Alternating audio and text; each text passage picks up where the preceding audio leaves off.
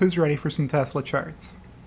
Hello friends, James Stevenson. That is how I began my most recent Tesla forecast thread on Twitter.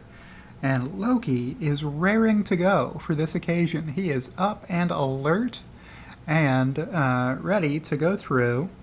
Let me share my desktop with you and bring up Twitter to that thread where I revealed my latest forecast for what Tesla will do this quarter and into the future on the numbers and in colorful, I think, pretty charts. And the demand cliff is not coming. The growth story is not over. The competition is, they're slowly trickling in with inferior products is what the competition is doing. My favorite thing to ask people on Twitter is, so which competitor of Tesla's would you say is offering the most clearly superior EV ownership experience? I hardly ever get an answer when I ask that question, not a straight answer. So yeah, record deliveries are incoming, and that's probably a good place for us to start. If you don't follow me on Twitter, go ahead and follow me on Twitter at @ICannot_enough. So you see these charts as soon as I publish them. This one went out on November 20th. 2,288 likes, can't be wrong. All right, so instead of going through it by scrolling down the thread this way and repeating everything that I put in the text of the thread, what I'm going to do is bring up the PowerPoint deck that I used to make the charts. They're going to be higher quality here. They're going to fill the screen better. And I will just freestyle my thoughts upon looking at them. So yeah, this chart shows the actuals through 2022 Q3. Where's that? That's right here on this chart. So everything to the left of my cursor there, and my cursor disappeared. Everything from here across, these are actuals. And everything from Q4 of 2022 onward, these are my forecasts. You may notice the lack of a demand cliff. So there's been rumors going around, will Shanghai lock down again for COVID? Maybe they will, maybe they won't. The Shanghai factory is not locked down right now. Some of the neighborhoods in Shanghai are where some of the people who work at the factory live, and those individuals aren't coming in for work, but their shifts are being picked up by other people who work at Giga Shanghai. That's the latest for now. We'll see how that developing story unfolds. But the big picture is clear. More people are going to buy more Teslas. The more of them Tesla can make. Now, the price may come down, or Tesla may elect to do more promotional offers or incentives. If interest rates continue to rise, maybe Tesla will offer lower interest rates or something. There's a lot of different demand levers Tesla could potentially pull to move more vehicles going forward. And I do have some assumption in my forecast that prices will come down some in 2023 versus where they are now. Tesla has been raising prices for the past year and a half to try to keep the backlog of orders from growing too long. So some unwinding of that probably makes sense as Tesla ramps up worldwide production, especially of Model Y. So this yellow area is where my eye goes first.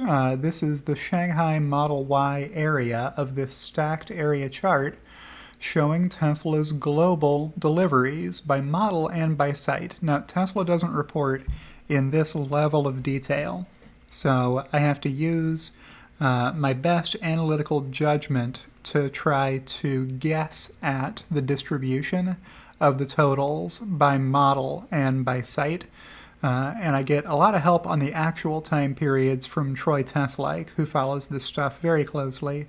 And just for the sake of consistency, I tie to his actuals for closed time periods so that our numbers match at least on the breakdown by model and by site. But for future time periods, I'm doing my own forecast and Troy is doing his own forecast.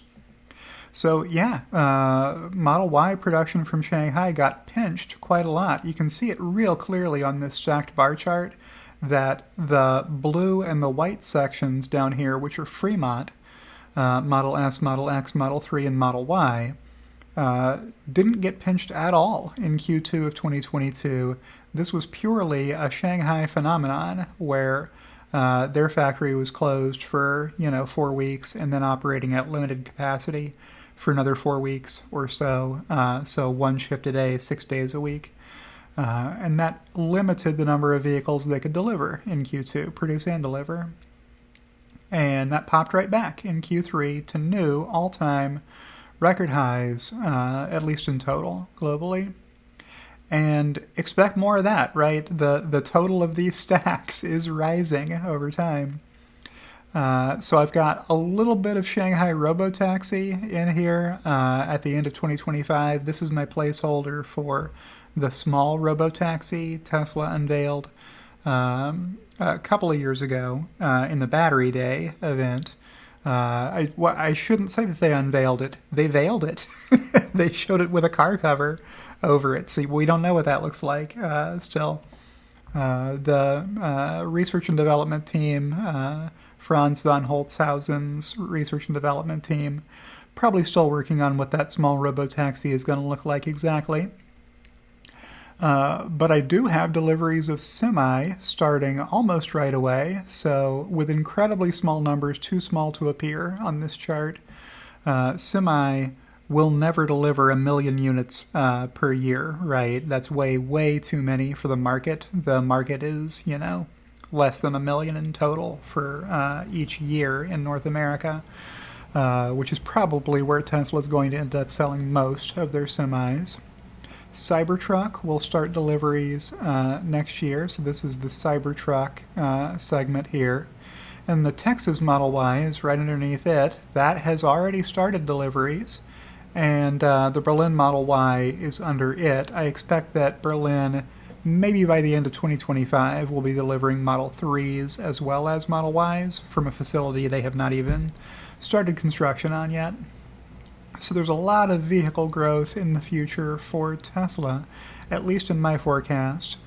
Sometimes Tesla is late, but Tesla usually delivers. All right, what else do I want to say about this chart? Maybe that's it. The next chart that I want to talk about here is Tesla Global S3, X, and Y deliveries by quarter. So this is slide 2 from my forecast thread. And these are just the sexy vehicles, S3, X, and Y. You can see before Model Y came along, it was a red, white, and blue affair. And the Y is in gray here on top, because I like the way the gray looks against these. So S and X quantities are staying pretty steady. That's an expensive vehicle. Not everybody can afford to buy S or X. But the Model 3 continues growing even after Model Y was introduced. That's my forecast. So expect to see more Model 3s and more Model Ys sold into the future. The Model Y is growing by more because they're producing Model Y in Austin and in Berlin, and they're not producing more Model 3s. So this is the most popular style of vehicle in the world, the midsize SUV. And Tesla makes the best electric midsize SUV in the world, also the top selling vehicle in the world by revenue this year, and then by next year possibly by unit sales.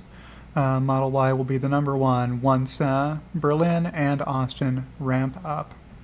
So those are the first 2 slides from my forecast, and I'm going to end the video here. Check in with Loki, calm down some.